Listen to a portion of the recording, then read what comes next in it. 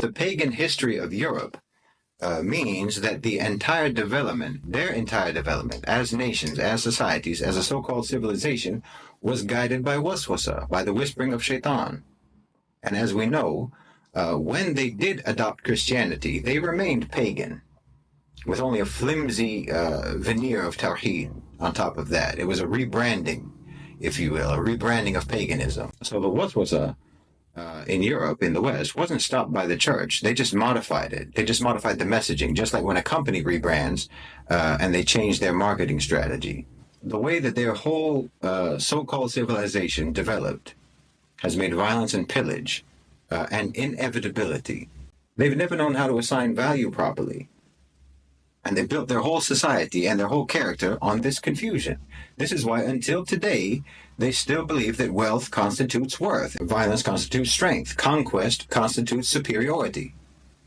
They had this Iblis-led superficiality in their understanding of the world then, and they have it now. There's no way to divorce Western so-called civilization and colonization from their origins, their roots, and their whole development in kufr. Western colonialism, colonization, imperialism, and so on. These are all manifestations and expressions of the kufr of their so-called civilization, originating from their wrong assignment of value because of kufr, lack of appreciation because of kufr, dissatisfaction because of kufr, their inflated sense of their own importance because of kufr, and their violent supremacism because of kufr. We have to recognize and we have to understand that Western colonization is an imposition of confusion and misguidance, a confusion and misguidance that could not be inflicted upon the Muslims except by savage violence and oppression and by force. And they want us to be as confused and misguided as they are. They want us to assign value according to that same shaitanic formula. I mean, every ayah that you read in the Quran about the way the kuffar think, the way they feel, the way they view the world, the way they view life, you have to understand that this is what they call civilization, what they call advanced and evolved, what they say is superior and enlightened, literally kufr. Literally every blameworthy attitude and perspective that Allah subhanahu wa ta'ala explains to us that the kuffar have, the attitudes and the perspectives that have made them lost, made them neurotic and violent and depressed and miserable, they want us to follow suit. They want all of that for us.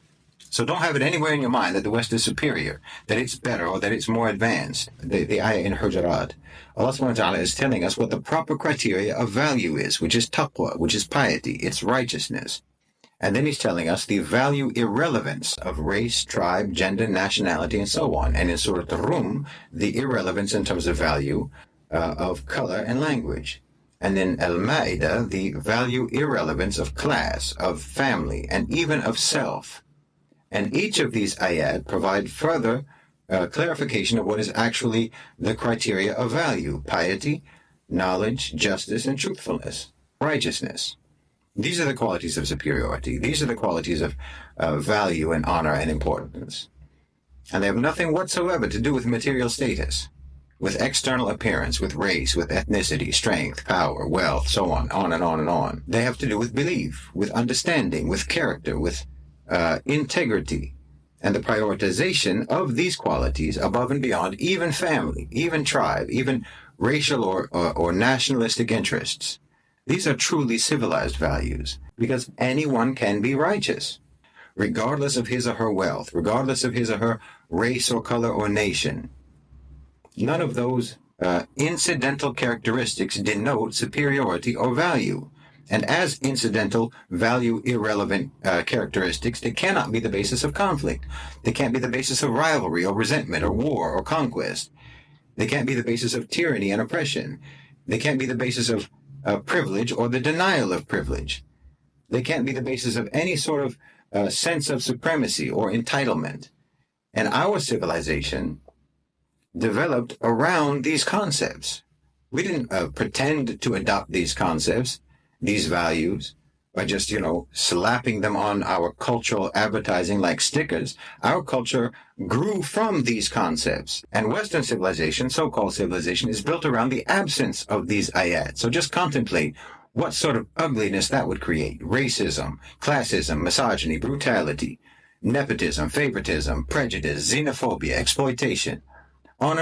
And of course, colonization and violent conquest, subjugation, etc., etc. Everything that we know and associate with the West. And what I'm telling you is that the West, the collective West, Europe and America, represents centuries upon centuries of misguidance, kufr, and following waswasa. These people are multi-generational victims of shaitan. And one of the most insidious aspects of their supremacist mentality is that it seals them off from guidance. It makes them think that waswasa is the voice of enlightened reason. And because they are the most influenced by waswasa, they think that they have a monopoly on reason and rationality, while they are, century after century, the most confused, misled, uncivilized, unevolved, backwards people on the planet. But Shaitan has inoculated them against self-awareness, against ever seeing themselves for how they really are. And part of how he did that was precisely by making them believe that they're superior and everyone else is inferior. You know, it's like a cult that can only be sustained by making sure that all of their members never talk to people outside of the cult. So they eventually become intellectual inbreds, only ever listening to their own version of reality. Their thoughts and perceptions are forever kept within their own ideological gene pool. So just like with actual inbreeding, they become mutants, deformed. Defects develop intellectually, ideologically, morally, and in terms of character. That's what happens when you base superiority on anything other than piety and righteousness. You start to give honor and importance to impious, wicked people, just because they meet your criteria of value-irrelevant characteristics. And then that elevation and that honor gives validity and respectability to impiety and to wickedness. And from there, the mutations and the deformations just keep continuing on, generation after generation, and that's the West. That's what the West has done to their own people, which is why their people have done so much harm to the world. There are tragic people whose hands have wrought tragedies all around the globe. They aren't saviors. They need to be saved themselves. And you're doing yourselves and you're doing them a gross disservice by thinking otherwise about them, or by allowing them to think otherwise about themselves for even a second.